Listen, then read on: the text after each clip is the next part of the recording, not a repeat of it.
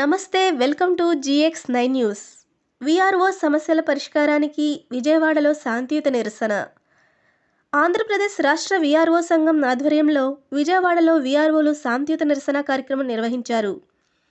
తమ వృత్తి సంబంధిత సమస్యలను ప్రభుత్వం దృష్టికి తీసుకెళ్లి త్వరితగతిన పరిష్కరించాలని కోరుతూ ఈ కార్యక్రమాన్ని చేపట్టారు. ఈ సందర్భంగా వీఆర్ఓలు పెద్ద సంఖ్యలో పాల్గొని క్రమబద్ధంగా నిరసన వ్యక్తం చేశారు. ఉద్యోగ భద్రత, విధుల నిర్వహణలో ఎదురవుతున్న సమస్యలు తదితర అంశాలపై ప్రభుత్వంతో సానుకూల చర్చలు జరిపి పరిష్కారం చూపాలని వారు విజ్ఞప్తి చేశారు. ప్రజాసేవలో కీలక పాత్ర పోషిస్తున్న వీఆర్ఓలకు తగిన న్యాయం జరగాలని పలువురు అభిప్రాయపడ్డారు. మన అధికారులు మనం ఒకటి అడిగితే వాళ్ళు రెండుగా పెట్టినటువంటి పరిస్థితి. మనకు తల్లి తండ్రి కూడా సీసీఎల్ఏ కమిషనర్ వారు మనం ఒప్పుకుంటాం. అయితే సీసీఎల్ఏ వారు ఇచ్చేటువంటి ఏదైతే సిఫార్సులు ఉన్నాయో కూడా ఆ సిఫార్సులు కూడా మరి ప్రభుత్వం మరి ఎందుకు అమలు పరచడం లేదని చెప్పి వాళ్ళు ప్రశ్నిస్తా ఉన్నాం.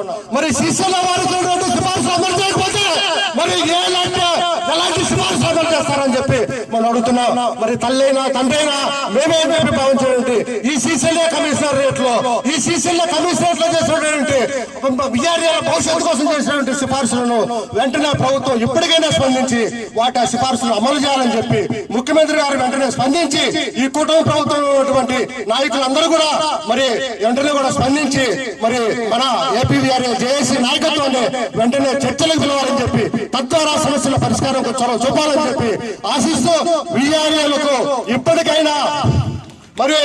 ఇప్పటికైనా గౌరవ సుప్రీంకోర్టు ఆదేశాలు ఏవైతే ఉన్నాయో మరి సమాన పనికి సమాన వేతనం ఇవ్వాలనేటువంటి ఏవైతే ఆదేశాలు ఉన్నాయో మరి కనీస వేతనం 26,000 రూపాయలు ఇవ్వాలనేటువంటి ఏదైతే ఆదేశాలు సుప్రీంకోర్టు వారి ఆదేశాలు ఇచ్చారో ఆ ఆదేశాలను మీరు ఎందుకు అమలు పరచడం లేదని చెప్పి ఆశిస్తా ఉన్నాం.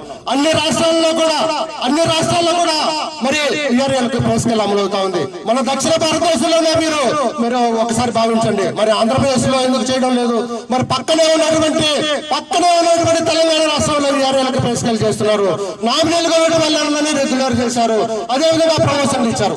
మరి మన ఆంధ్రప్రదేశ్ లో పెట్టినటువంటి గతి 8 సంవత్సరాలుగా మనం ఎన్నో పడ్డాం. మరి మనం చెప్పుకోవాలి, మనకు 300 రూపాయలు మనకు ఆనాటి గౌరవ ముఖ్యమంత్రి చంద్రబాబు నాయుడు గారు ఇచ్చారు.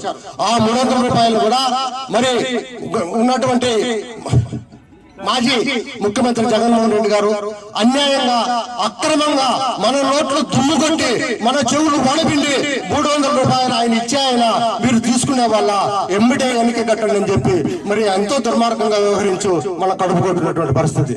దాని యొక్క ప్రతిఫలమే ఇవాళ వాళ్ళు అనుభవించారు. ఈ ఆలోచన కూడా హెచ్చరిస్తా ఉన్నాం. అదే గతి ఈ ప్రభుత్వాన్ని కూడా పోల్చుదని చెప్పి హెచ్చరిస్తా ఉన్నాం. హెచ్చరిస్తా ఉన్నాం. మరి ఇప్పటికైనా వీఆర్ఏలకు మరి వెంటనే ప్రేస్కేల్ ఇవ్వాలని చెప్పి ఆశిస్తా ఉన్నాం. అదేవిధంగా సంవత్సరాల తరబడి నామినీలుగా వ్యవహరిస్తున్నటువంటి వీఆర్ఏలను రెగ్యులర్ చేయాలని చెప్పి పెళ్లి పెటాకులుగా రెవెన్యూ కార్యాలయాలను ఇదే దేవాలయంగా భావించి నామినీ వీఆర్ఏలు చాకరీలు చేస్తున్నారు. మరి మీరు ఇప్పటికైనా కూడా మీరు సహకరించి వీఆర్ఏల సమస్యల పైన స్పందించాలని చెప్పి నామినీ వీఆర్ఏలను వెంటనే రెగ్యులర్ చేయాలని చెప్పి ఇందులో జాప్యం చేయొద్దని చెప్పి వేడుకుంటా ఉన్నాం. అదేవిధంగా మరి ఉన్నటువంటి ప్రమోషన్ కోటాలో ఇప్పుడు ఉన్నటువంటి 30% కూడా ఇది ఏ పార్టీకి సరిపోదు.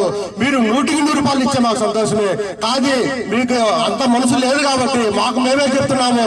మీరు కనీసం 30% నుంచి 70%కు ప్రమోషన్ ఇవ్వాలని చెప్పి ప్రమోషన్ కోటాలు వెంటనే పెంచాలని చెప్పి తద్వారా మా కుటుంబాలలో మీరు వెలుగు నింపాలని చెప్పి ఆశిస్తా ఉన్నాం. మరి భవిష్యత్తులో జరిగేటువంటి ఏపీ వీఆర్ఏ జేఏసీ యొక్క ఉద్యమాలకు మీరందరూ కూడా బాధ్యతగా నిలవాలని చెప్పి ఆశిస్తూ, మరీ ముఖ్యంగా నాకు అనారోగ్య సమస్యల్లో ఉన్నప్పుడు మీరు ప్రత్యేకంగా కూడా నాకు అందరూ సహాయం చేసి మీ ఆదరణ నాకు చూపారు. నాకు ఆరోగ్యం బాగుండాలని చెప్పి నేను ప్రాణంతో బతికిరావాలని చెప్పి మీరందరూ చర్చికి వెళ్ళారు. మీరందరూ కూడా చాలా మంది మసీదులకు వెళ్ళారు, చాలా మంది గుడులకు వెళ్ళారు.